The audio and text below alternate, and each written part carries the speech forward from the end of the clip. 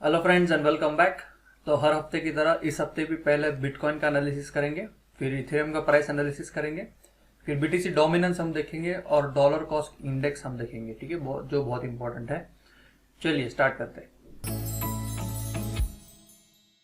Last week मैंने आपको याद है ये फ्लैग पोल ड्रॉ करके दिखाया था कि अगर इस फ्लैग पोल के हम ऊपर ब्रेक होते हैं तभी मैंने आपको बताया था कि ब्रेक होने के बाद सस्टेन होते हैं तभी आपको बुलिश होना है। वहां से हम अगर सस्टेन हो जाते हैं इस फ्लैग पोल के ऊपर तो हम 25,000 तक भी जा सकते थे। ओके, तो इसी हफ्ते में आपको याद होगा एफटीएक्स का भी सेम न्यूज आया। सेम नेक्स्ट डे जैसे मैंने अपडेट डाला, नेक्स्ट डे एफटीएक्स का क्रैश स्टार्ट हो गया था। ओके, तो हम वहां पे फेल हो गए और फिर से हम नीचे जाना स्टार्ट हो गए। तो उस केस में मैंने आपको बताया था कि 19,300 के नीचे अगर हम जाएंगे यहाँ से तो आपको इस लेवल के बाद मैंने आपको बोला था कि अगर हम यहाँ से ऐसे क्रैश करते हैं तो 19,300 के बाद आपको एग्जिट कर लेना है इन केस अगर 18,000 भी सस्टेन नहीं कर पाता। ओके, तो बीटीसी ने क्या किया, ऊपर से क्रैश तो हो गया, फिर 18,000 पे भी नहीं रुके हम, 16,000 तक हम नीचे अभी बेस फॉर्मेशन के लिए चले गए। ओके, अब इसके बाद क्या करना है वो मैं आपको बताता हूँ। सबसे पहली चीज तो आपको याद रखना है कि अभी का जो लेटेस्ट सपोर्ट है वो है 16,000 के आसपास। ओके, इस लेवल के नीचे अगर हम स्टार्ट हो जाते हैं जाना तो आपको बेरिश होना पड़ेगा और उसके बाद वाला सपोर्ट जो है अपना बहुत नीचे है, 13,800 के आसपास है। एक्चुअली मैं कंसिडर कर रहा हूं कि हम बड़ी टाइम फ्रेम के ऊपर जो आपकी वीकली टाइम फ्रेम है उसके ऊपर हम 11,000 तक नीचे जा सकते हैं जिसमें कोई सपोर्ट नहीं है वहां तक। ओके, तो डेफिनेटली हम 11,000 तक, प्रोबेबली हम 11,000 तक जा ही सकते हैं। सो डेफिनेटली भी बोल सकता हूं मैं उतना कॉन्फिडेंटली, लेकिन उसमें टाइम भी लग सकता है। ठीक है, तो फिलहाल इस हफ्ते के लिए लेवल याद रखना 13,800 इसके बाद वाला सपोर्ट है। अगर 16,000 ब्रेक हो जाता है तो नीचे की तरफ आपको वहां तक जा सकते हो आप। ओके, तो नीचे की तरफ जाएंगे तो 16,000 से ब्रेक होगा तो यहां तक जाएंगे, और अगर ऊपर की तरफ ब्रेक होते तो मैक्स 18,000 तक हम टेस्ट कर ही सकते हैं।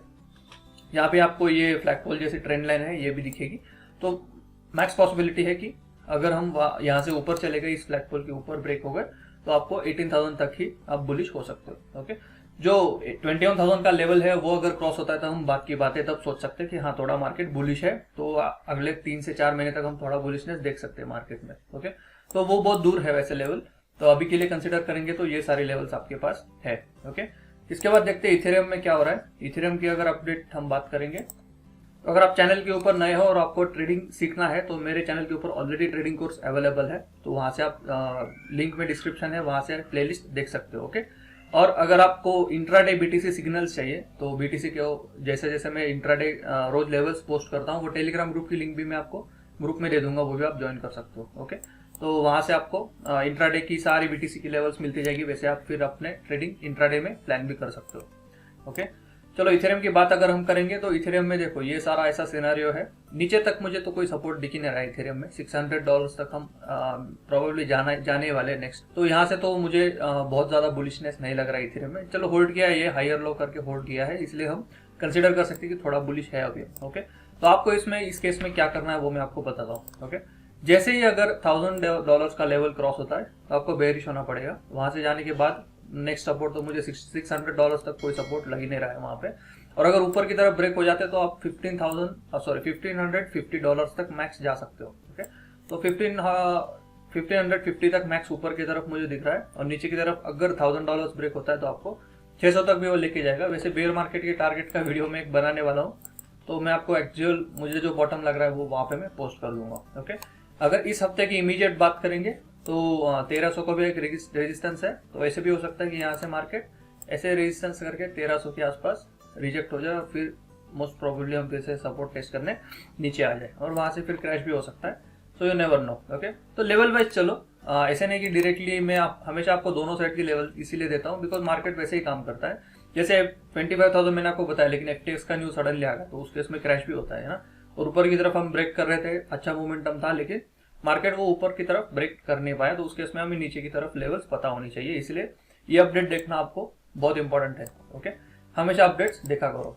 उसके बाद बढ़ते हैं बीटीसी डोमिनेंस की तरफ। देखो बीटीसी डोमिनेंस में अभी भी हम इस चैनल के ऊपर खड़े, तो वीकली में जैसे मैंने आपको ये ड्रॉ करके दिया था बहुत पहले, इसी चैनल में हम खड़े, तो यहाँ से हायर लो बना के अभी मोस्ट प्रोबेबली हम ऊपर की तरफ भी ब्रेक कर सकते हैं। ओके, एक चीज याद रखना, जो 2018 का सिनेरियो था, जैसे आपको लेफ्ट साइड में यहाँ पे दिख रहा है ये ब्लू लाइन जो है, जैसे ही ये ब्लू लाइन क्रॉस की थी डोमिनेंस से 2018 में ये ब्रेक किया था, ऐसे ही सेम हायर लो बना के हम ऊपर की तरफ ब्रेक कर गए थे। ये पूरा जो था ये बेयर मार्केट था, और यहाँ से जैसे ही डोमिनेंस ऊपर ऊपर ऊपर चलता गया ये पूरा बेयर मार्केट आपको देखने मिला था। तो अभी के सिनेरियो में भी ये खड़ा है सपोर्ट पे, नो डाउट, लेकिन कभी भी अगर हम यहाँ से ऊपर की तरफ ये हाई क्रॉस कर दे तो हम ऊपर की तरफ मोस्ट प्रोबेबली, आपको दिखाता हूँ मैं, अगर ये हाई क्रॉस कर दे तो मोस्ट प्रोबेबली हम यहाँ से धीरे धीरे करके निकल सकते हैं बाहर, और नेक्स्ट लेवल 60% तक भी हम जा सकते हैं डोमिनेंस में। उस केस में अल्ट कॉइन्स बहुत गिर सकते हैं और बहुत ज़्यादा गिर आपको बॉटम पे वो दिखेंगे, ठीक है। तो डोमिनेंस बहुत इंपॉर्टेंट है जो आपको यहाँ से फॉलो करना है। यहाँ पे पूरा सपोर्ट लेवल बन चुका है, तो नीचे की तरफ मोस्ट प्रोबेबली, मुझे तो नहीं दिखा है नीचे की तरफ जाने के चांसेस, ऊपर की तरफ ही जा सकता है 60% तक, हम 1-2 साल में उसको एक्सपेक्ट कर भी सकते हैं, तो वो बात की बात है। लेकिन अभी के लिए डोमिनेंस तो मुझे सपोर्ट लेते हुए दिख रहा है, ओके।